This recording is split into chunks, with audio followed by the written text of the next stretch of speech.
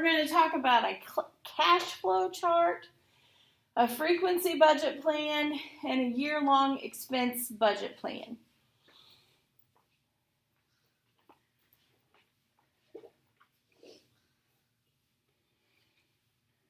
So we'll start with the definition of cash flow analysis. So when you look at what income you have and your spending habits, and then you analyze, figure out what's going on.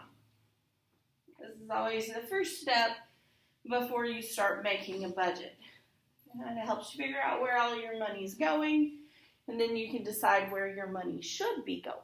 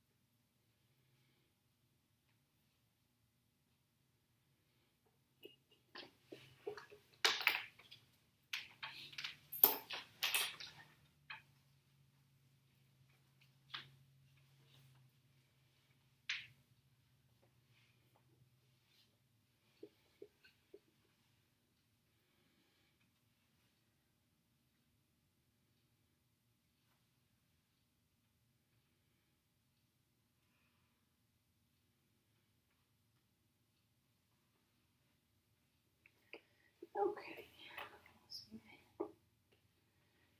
Next is cash flow.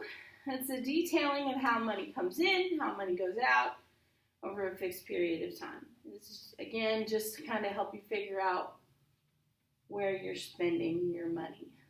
Not really analyzing it yet. It's just keeping track of what's going on.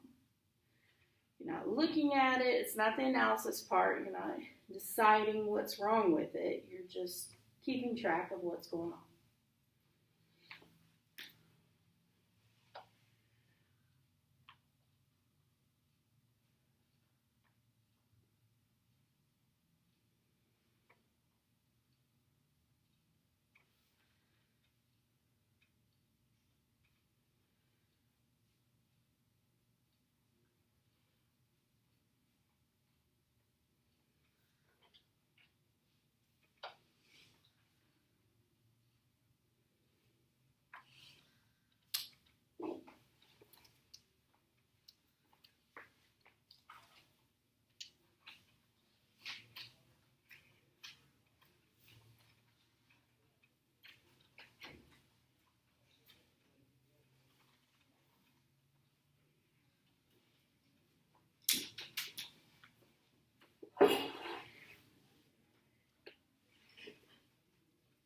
The next one is prorate. Prorate is when you divide the bills proportionately as if they were monthly expenses. We talked about this. It's like when you have a lot of bills, say in October, you can divide that up among the other months too so that it doesn't come all at once. You basically pretend it's a monthly bill.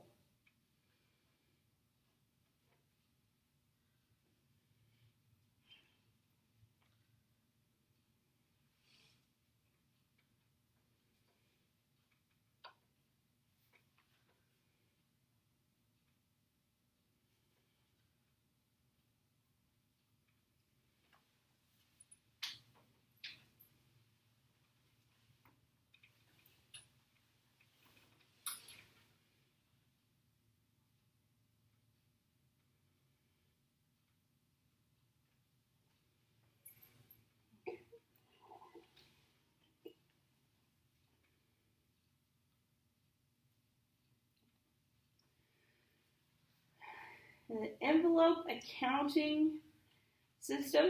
It's just one way of budgeting things. You put money that you're going to spend, say, on groceries, however much you're going to spend that month or that week or however you're going to budget. Put that money in an envelope, and when that envelope's empty, then you don't spend any more money on that. It's a way of holding yourself accountable It's real easy to swipe a card and to end up spending more money than you need to. Whereas if you have cash in an envelope, once that money's gone, it's gone. This is just a way of holding yourself accountable. A lot of people do the envelope system.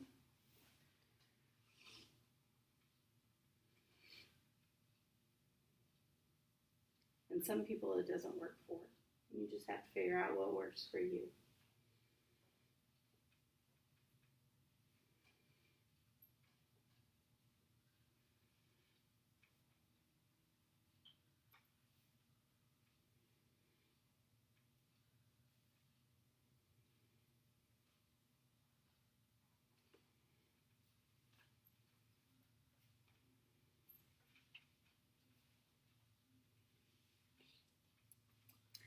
The next one is a frequency budget plan. That one has to do with how often things occur. We kind of did this with the budget matrix a little bit.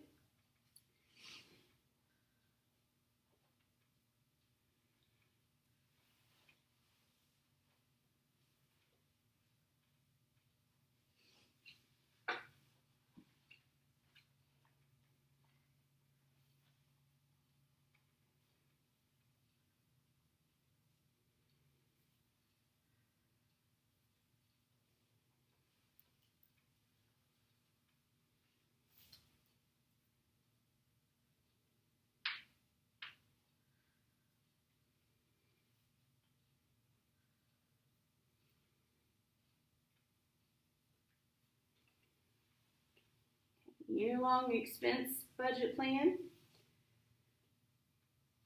Again, like the budget matrix, only have numbers and stuff in it.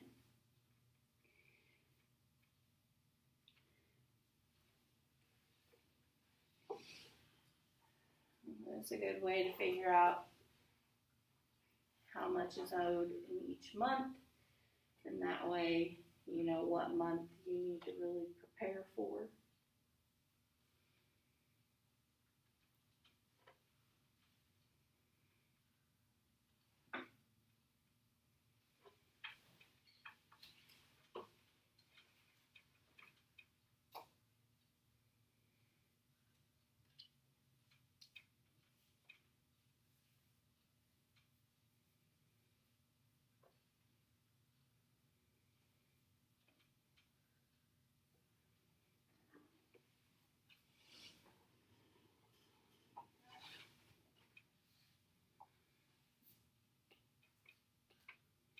And then net worth.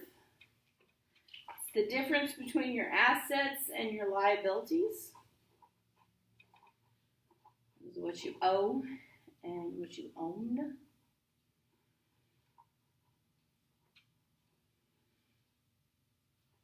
A lot of people think, oh man, these people are so rich.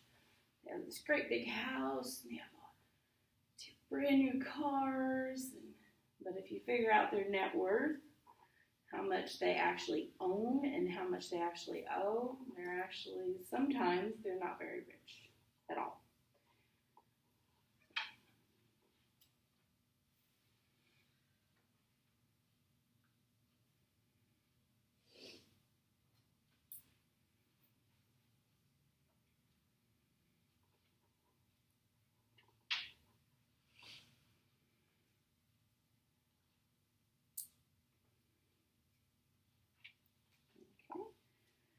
Assets, what you own,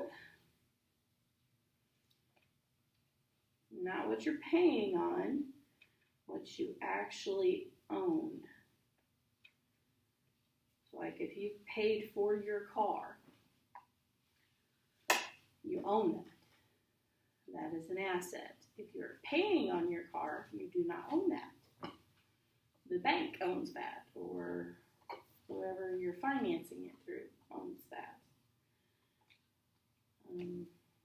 Same thing with your house. Things you may own, like jewelry or computer, things like that. So assets, what you actually own.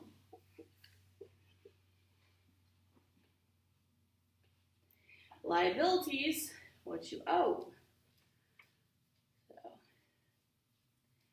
and if you owe more than you own, then you don't have a net worth. You owe more than you own, so you're not worth, well, I shouldn't say you're not worth, financially, you're not worth whatever it seems like. That's why you see, people, celebrities, and you'll hear that they're like completely broke, but they're living in this, $5 million mansion. That's because they don't really own that mansion. They're paying on that mansion, and they end up owing more than they own.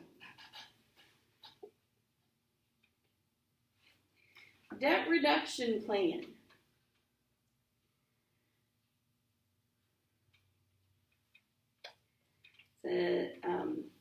Figuring out someone's net worth, as well as a personal debt to income ratio. So if it helps you figure out if you're in too much debt, and then how can we reduce that amount of debt.